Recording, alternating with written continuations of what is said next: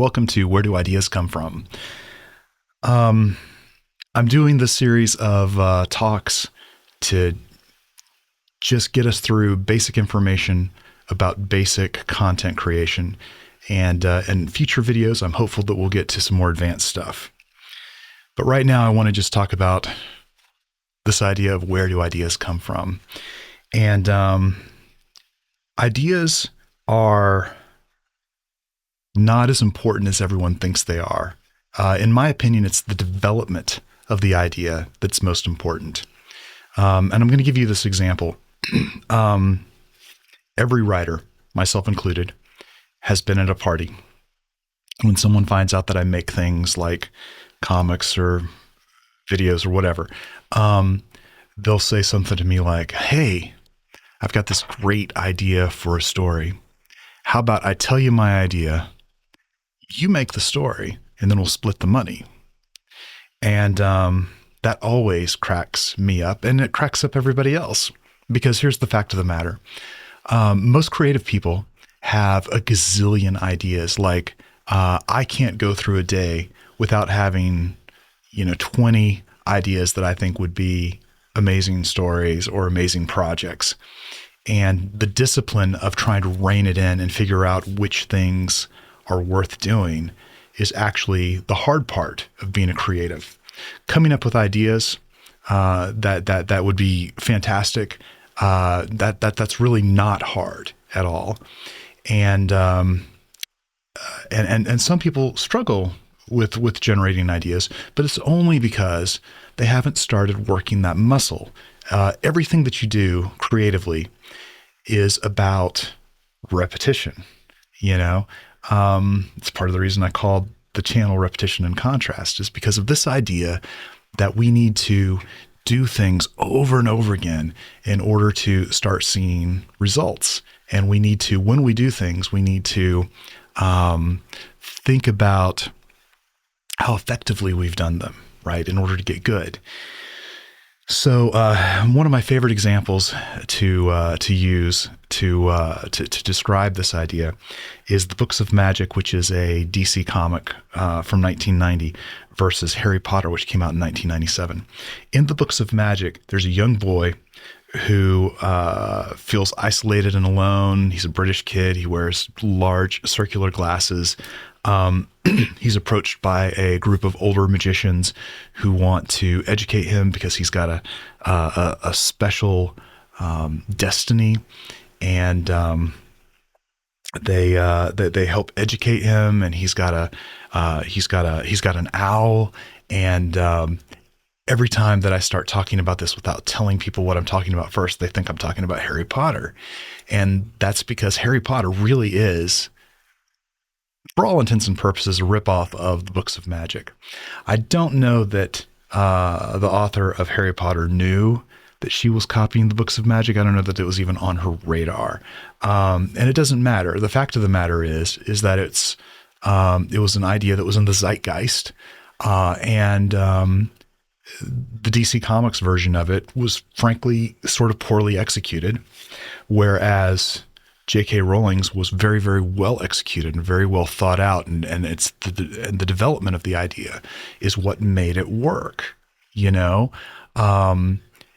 author of Harry Potter came up with a ton of things to put in the stew of what made Harry Potter more interesting than the stew of what made the Books of Magic. And we'll talk about that idea of adding elements here in just a moment.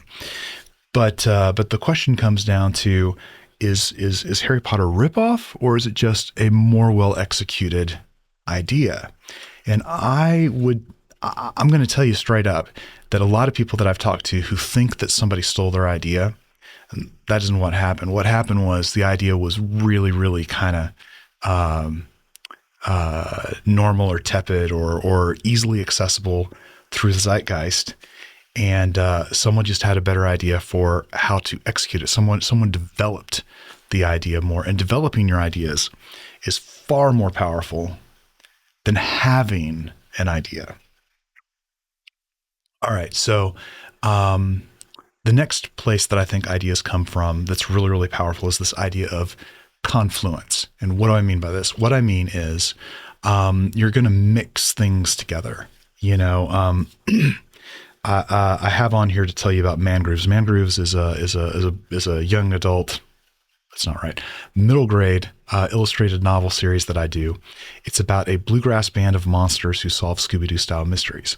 Okay, that is a mouthful, but it also demonstrates a confluence of ideas. It is a bluegrass band of monsters who solve Scooby-Doo style mysteries. So what I've done is I've taken these three ideas, the structure of a Scooby-Doo mystery, the idea of the monsters being real, but the ones that are solving the mystery, as opposed to the monsters not being real and whatever. But I'm keeping that same Scooby-Doo idea of the bad guys are always just normal people that are trying to steal money from everybody else, right? That's my gag. But it's been a while since I've seen the idea of a mystery solving band on the road done effectively. I think the most well done version of it that I've ever seen would be like Josie and the Pussycats or something from the cartoon from back in the 70s.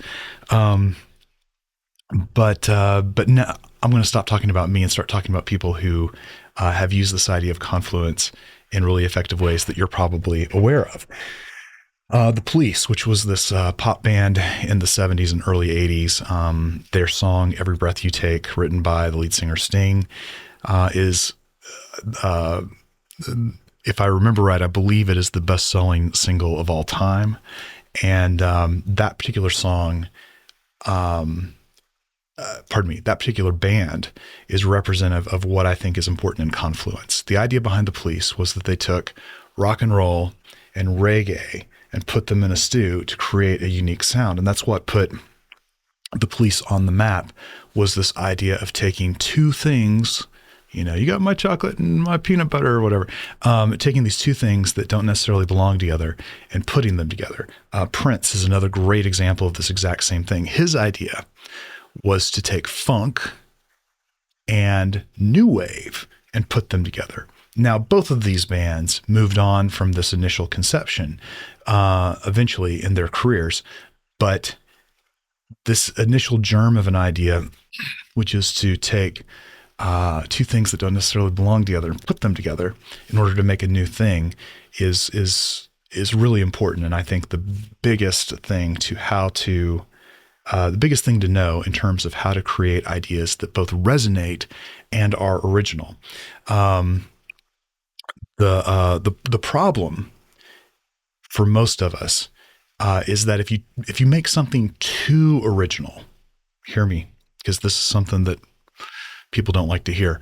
If you make something that's too original, no one will care, because the audience for popular forms doesn't like for people to be too original. What they like is for there to be something that they can latch on to, that they understand, that they've seen before, with enough originality mixed in with it for them to be able to accept it as a new thing.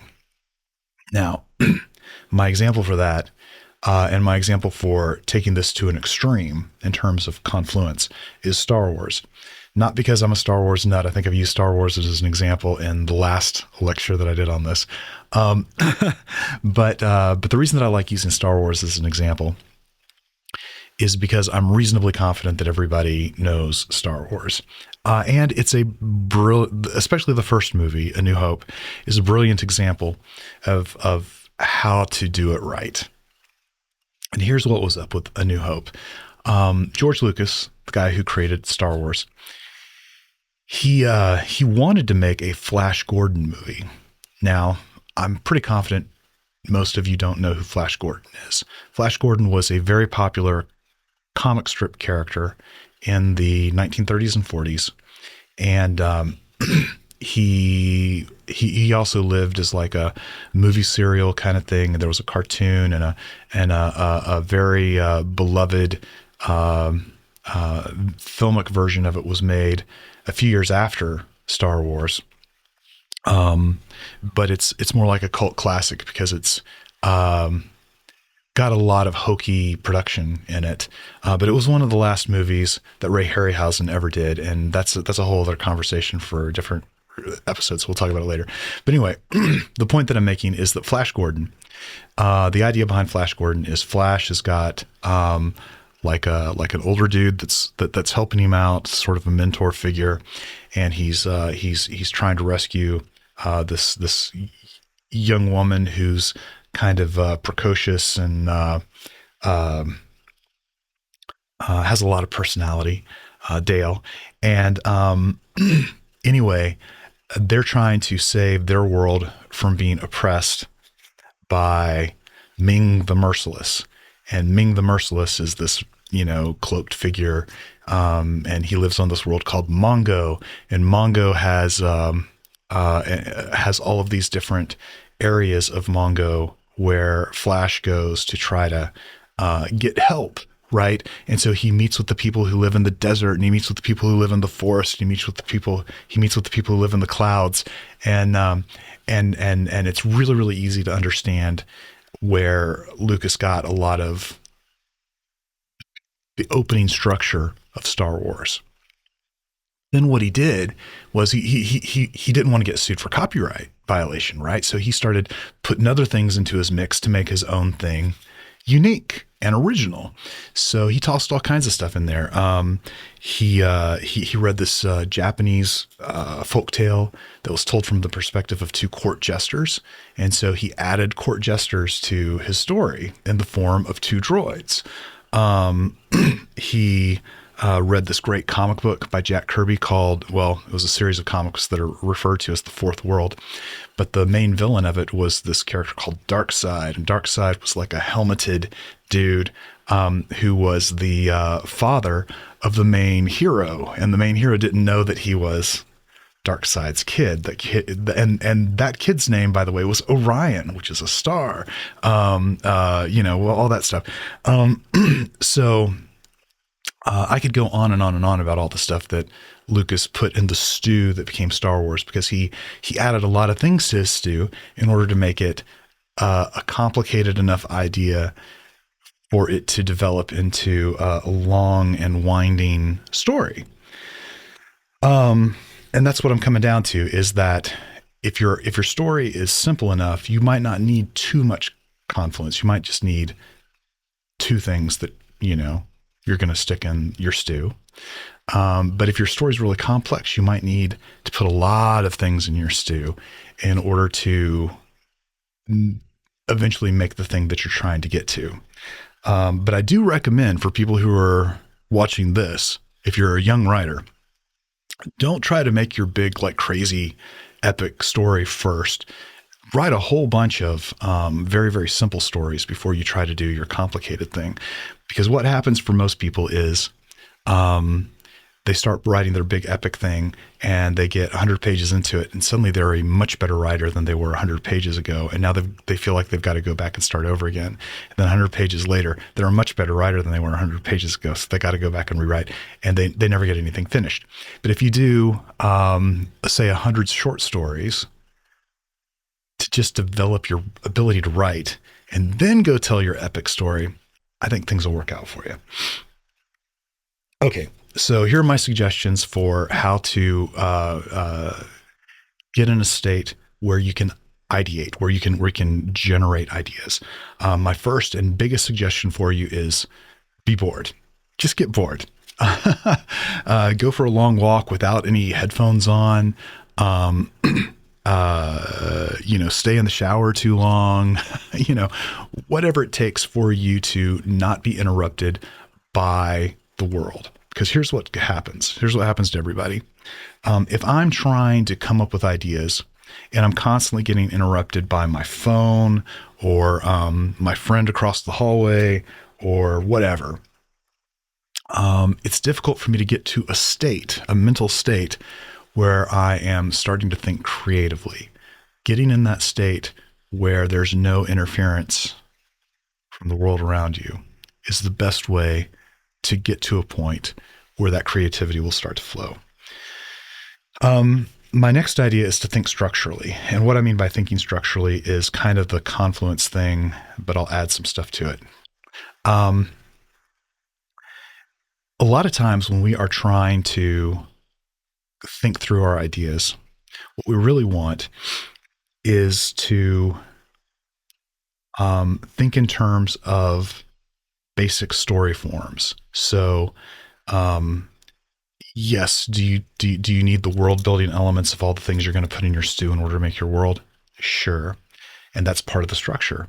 Another thing you need in order to tell a story is you need a character, and you need a character desire. And a lot of times, coming up with what the character wants before you figure out what the character is going to do with this, or what the world's supposed to be like, is a good idea. Like figuring out what the ultimate aim of the story is, what's the big point that you're trying to say artistically, can really inform all of the decisions that you make around the topic of the story. So, for example, I think I said last week that Star Wars is the story of, in an increasingly technological world, it's the human spirit that's most important. Well, that's awesome. And everything in the story came from that germ of an idea. What are you trying to say? What's the theme of the thing that you're trying to say? And now sort of deconstruct it and think about all the ways that you can talk about that, right? Star Wars ends basically the big climactic moment is Luke turning off his targeting computer so that he can feel the Force. You know, that is structural. That's a structural idea that allows us to sort of back up and deconstruct all the other elements, right? So what are you trying to say with the piece, and how does it inform what your characters want, and how does it inform what kinds of things that you've got to put in your stew to help that idea come across? So another favorite example of mine is there's an episode of Buffy the Vampire Slayer called Hush, right? And so the idea is sometimes we communicate better when we don't talk, right? We communicate better with nonverbal actions or other ways that we communicate with facial expressions or whatever. And so that entire episode comes about because of that germ of an idea. Now, how can I think through all the ways that we communicate better when we don't talk? Now, how can I depict those things? How can I expand those and develop them to the point to where all of those moments are interesting? And that is really a big part of how we develop our ideas. Okay, using real life. This is super important because what we really want is we want for people to feel like there's something real in what we're doing, even if it's a completely fantastic story. My example that I usually use when I'm talking about this to students is I've got this beat. I'm not sure it works. It's in a comic book that I did a while back called Black Land, and what happens is I need for the audience to feel that this one character is kind of ditzy. And so I remembered someone that I knew in a class I took who I thought was pretty ditzy. And I literally just cribbed all the things that she said in that class that made her sound ditzy and put them into this comic book. I'm not sure I executed that well because it was one of the first comic books I ever made. But nonetheless, I think that's a valid idea for how to get character beats happening, or even get larger structural ideas happening. Is how are you pillaging real life? I'll give you another one. In Mangrooves, every time there is a crime, what I've done in order to figure out what the crime is I've literally just done a Google search for different interesting crimes that have happened in the last 40 years and how were they executed. And then I take that information and I blow it out of proportion in order to figure out what crimes my characters are going to observe and then how they're going to solve them. So it's another deconstruction idea. Follow your interests and trust your instincts. So what I'm saying here is, if you are super interested in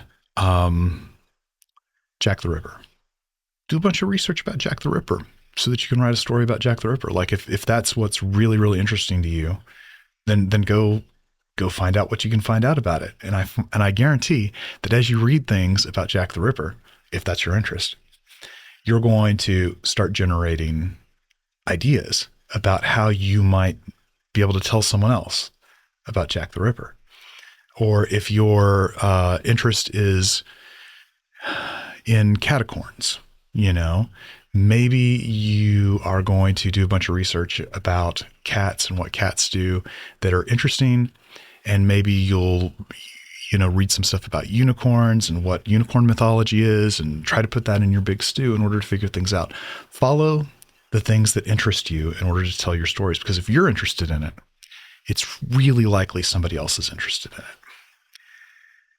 A lot of people go down this path of asking the question, what if, when they start trying to idea generate. What if such and such were real? What if water melted your skin? And that is a good way to generate certain ideas. The problem with the what if question is that in a lot of cases, it ends up being an idea generator for more of a short story or a scene or something, as opposed to a longer work. And so I think that that's a great way to deal with developing a story. And I think it's a great way to deal with developing a scene. And I think it's a great way to begin developing something if it's really, really small. But you got to ask a lot of what if questions if you're going to generate a whole book or a whole movie out of it. So it's not as simple as a single what if question. It needs to be a multitude of what if questions. Which brings me to my last thought, which is Hitchcock's philosophy. He would say when he and his writers got in a room and were having a difficult time formulating their story, especially if things ever got heated or people started arguing about what the story should be, he would actually cut the meeting and have everybody go to lunch or something. Just force people to relax. Because what often happens in those scenarios is you're getting stuck on something that's probably unimportant. And what you need to do is take a break and let it percolate in the back of your head until you can come back and think about it more clearly. In fact, I'll say this, what I do when I am faced with idea generation is I just said a minute ago that I have a crazy number of ideas every day. Well, any idea that I think is good, I actually have an online document that I put my ideas in. It's a Scrivener file. And what ends up happening is sometimes I'll go back and revisit that in order to see, before I get started on a project. Like if I actually finish a project and I'm ready to start a new project, before I just jump on the thing that I'm most interested in that moment, I'll go back and review some things that have popped into my head just to see if there's anything that I think is going to be easier to develop in a larger sense before I move on to doing this project that I'm about to get started with. And I'm always doing projects. I'm always having fun with creation. And the reality of it is that that's really what this should be for you. If you hate the act of creation, you may, well, creating story anyway, you may be better served by partnering with someone who really enjoys that part of it. But I will say this, the majority of creatives that I've met, this part of it where you're idea generating is actually the fun part. It's the part that everybody kind of likes to do. So it's not too hard to get past, it's hard to get past this, because what happens to a lot of people is they get addicted to idea generation. So they get an idea, they write down that idea and they play with it for a minute. And then they get a new idea and they write it down, they play with it for a minute. They get a new idea and they write it down, play with it. Before long, you've got 100 ideas and none of them are finished. And that is a recipe for never becoming a professional creative. What you need to do is you need to have your ideas and you need to finish them, develop them and finish them. Have an idea, develop it and finish it. That is the best advice I could give anybody.